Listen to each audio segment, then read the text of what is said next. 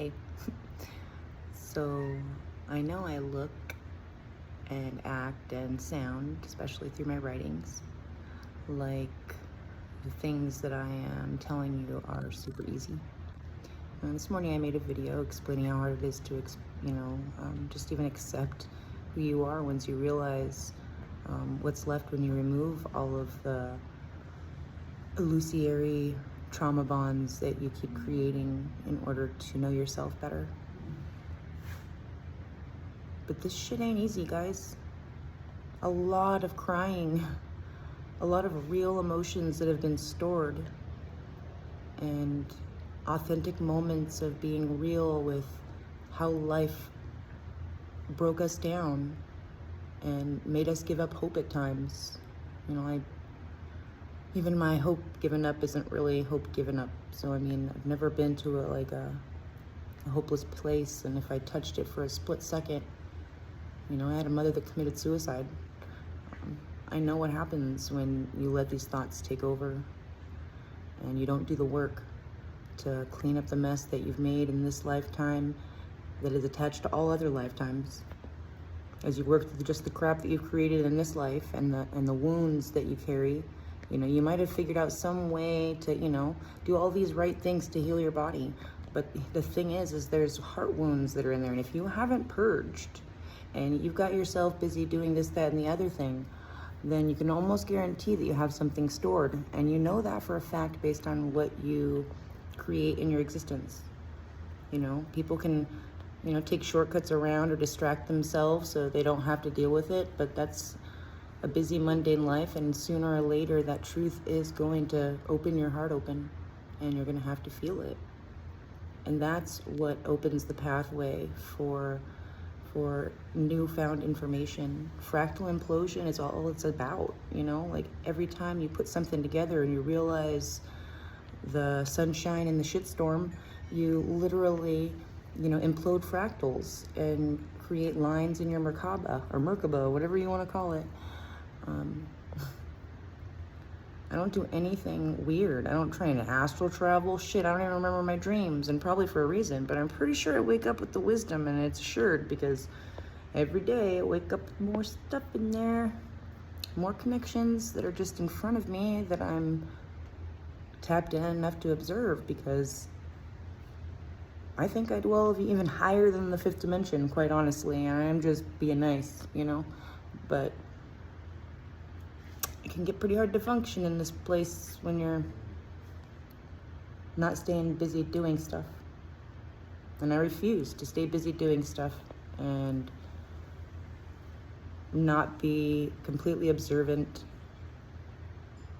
to what's going on around me and that I'm manifesting in one way or another.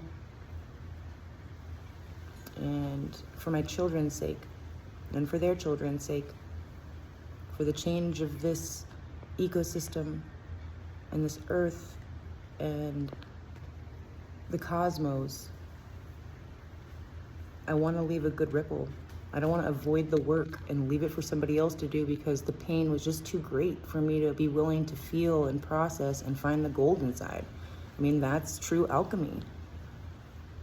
You can't take shortcuts. You have to work through the bullshit. It's always there. And if you're not going to deal with it, the next generation has to. I know this. I am dealing with 4 generations here of hate and rage and abandonment and rejection and sexual abuse and you name it. I've experienced every massive trauma that a person can think of. And I was so real deal about doing this work for my kids so that they wouldn't have to process this kind of stuff. And I understood that I could help clear the path for them just a little bit. In the beginning, I thought it was like something I could do rather than going with the triggers as they appear, showing me what I have stored. I literally wrote a list of like 40 huge traumatic events that I could remember from my lifetime here. And I sat with each and every one of them. I actually went to a little campground. I sat and I looked through each one. I saw what it brought up within me, and I needed to see if I had processed it from a healthy place and if it felt like I was still storing stuff there. But like I said, it was kind of funny because you can unpack a little bit in that kind of a situation, but and show God your willingness and the Holy Spirit and everything that is that that you want to do the work, you want to leave a good mark here on earth. And it has very little to do with an actual footprint, because the footprint that our children are walking after we leave this earth are what matters. And they're only able to walk light as a feather if we're willing to do the hard work of clearing out all the distortions that are in the way, that have us doing things that break souls in pieces and fragment them to pieces. You know, like, we can continue to fragment ourselves, but how is wholeness or oneness ever going to be known if we keep just trying to take shortcuts instead of being willing to be the warrior that feels the ripples that they've created and left behind, and to do something about correcting them and making the data shareable?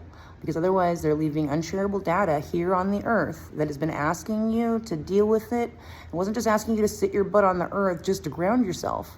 It was asking you to sit there so you can go into the underworld and flow with the undercurrent of what has been created through your actions and through the ripples of them. You know, because you do something mean to somebody, they do something mean to somebody else because of that. You know, it's like a butterfly effect. It's a ripple effect, if you will, and it affects the fabric of time, whatever that might be. Seriously, we got to get really freaking accountable, and we really have to feel the effect that we're having on the world around us, because that's what matters. What you have, how big you feel, how strong and powerful you feel, and in a majority of the moments doesn't matter. If there is something that sneaks in every once in a while, you best believe that it is creating a veil that is covering you from a truth that you have every right to know. Be willing to feel. It's not easier, everybody be doing it, but you really don't have a choice, because the way this world works, we are dwelling with the fourth and fifth dimension, and you can own what you see and give it love, or you can create more of it with your fear. If you know what all these traumas and these issues and these scary things are that have been created, you've got your armor of God on. And your gnosis. I love you guys. Peace out.